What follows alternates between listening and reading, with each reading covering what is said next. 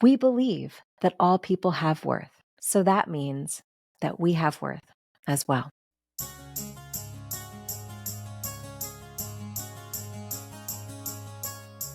Hello, everyone. I'm your host, Dr. Shafer of Talks with Dr. Shafer. I'm so glad you're here. Thank you so much for joining me on today's short talk. I'm a physician, mom, life coach, musician, author, and I am passionate about storytelling as a tool to help you reclaim your story and build your most beautiful future. On our short talks, we dive into topics that help us master our mindset so we can do the work to reclaim our stories and build the beautiful future that we truly deserve. Now, today is our Halloween episode here on Talks with Dr. Shafer, and we're going to be discussing something that some of us might find to be a bit scary, even though it doesn't have to be. What am I talking about? Relationships. But like I always say, don't be scared, be prepared. Mastering your mind over your body, respond, don't react. These are things that we can ready ourselves for interrelating with others. We can ready ourselves for difficult conversations with people in our lives so that we learn to master our mind over our body, respond, and not react in our relationships so that we can have more peace and connection in our lives. This week on Talks with Dr. Shafer, the theme is on being intentional in our relationships with ourselves and with others, on taking the pause when we feel triggered, as Ken Ashby shared on Tuesday's episode with Maris Siegel and Ken Ashby. Relationship experts and TEDx speakers, Ken and Maris teach us how to respond, not react, for better connectivity and peace. When we react, it's like a knee-jerk reflex. Our patellar reflex is initiated by a quick hit to the patellar tendon just below the knee, which leads to a knee-jerk reaction via the spinal cord. Our brain does not intentionally tell our knee to jerk. This occurs in a circuit outside of our conscious control. When we think about how we react to stressful or triggering situations, it's important to take note if we tend to have a knee-jerk response to the things that hit us. If we are falling into reactions like this regularly, we may be tempted by the old adage, "That's just who I am," but it isn't who you are.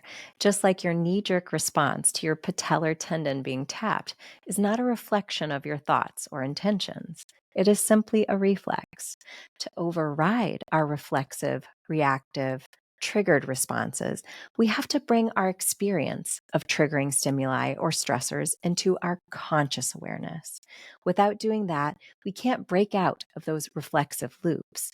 And if we can't exercise autonomy over our responses so that we live within the integrity of our intentions, we're not really showing up for ourselves and for our relationships.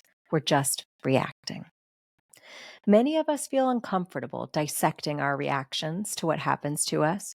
We may feel that we are taking responsibility for something we didn't do. We may feel defensive about that.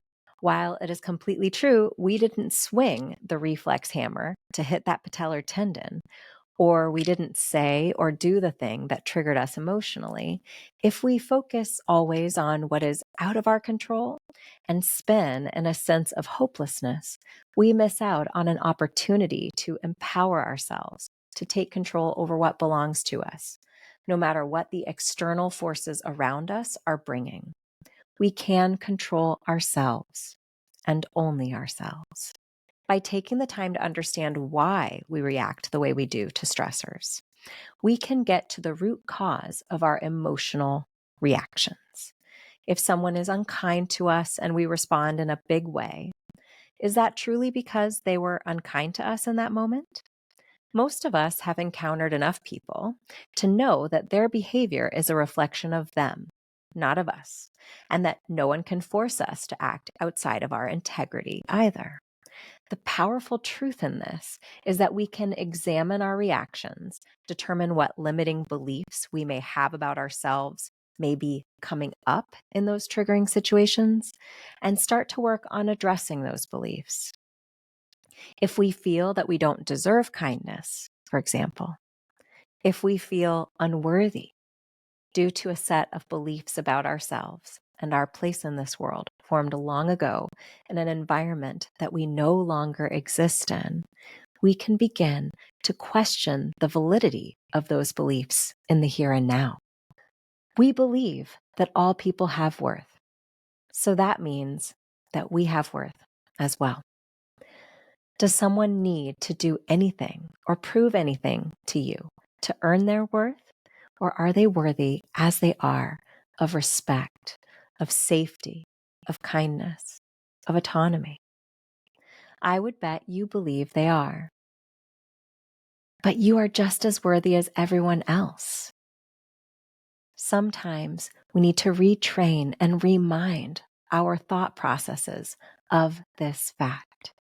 For you to believe that, to really accept and embrace your worth, if it is a limiting belief that you're struggling with of unworthiness, you need to do the work to examine this belief and to examine all of the reasons, of which there are so many, why it is not true, why it is not valid, why you have worthiness, why you deserve to live a beautiful life and to be treated with respect by yourself and within relationships.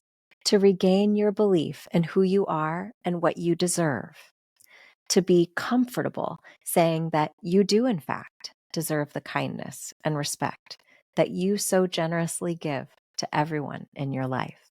Once we do the work of addressing our limiting beliefs that are being poked at when we're triggered and heal the parts of us that were wounded, so that in the future, when they're poked at and prodded at again by someone who's being rude or careless, they no longer flood us with pain and a knee-jerk reaction.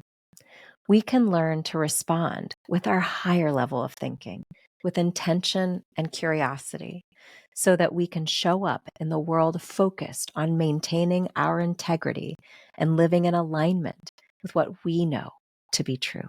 We aren't puppets with strings to be pulled.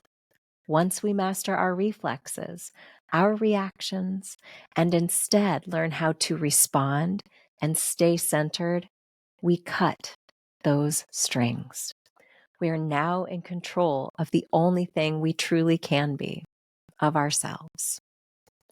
I hope this short talk was helpful, storytellers, and I hope that the next time you feel triggered, that you get curious rather than furious and lean into what is behind your reaction. There's amazing growth and self-mastery waiting for us beyond our knee-jerk reactions. Don't forget to subscribe to the show if you haven't already, and to share this episode with someone who you think would benefit from hearing how to master responding rather than reacting.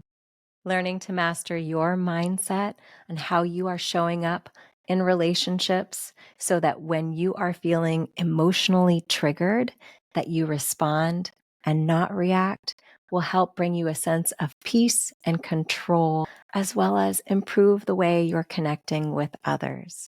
Please leave us comments and tell us what you want to learn about on future episodes of Talks with Dr. Shafer and what you took away from today's episode. Stay safe and take care.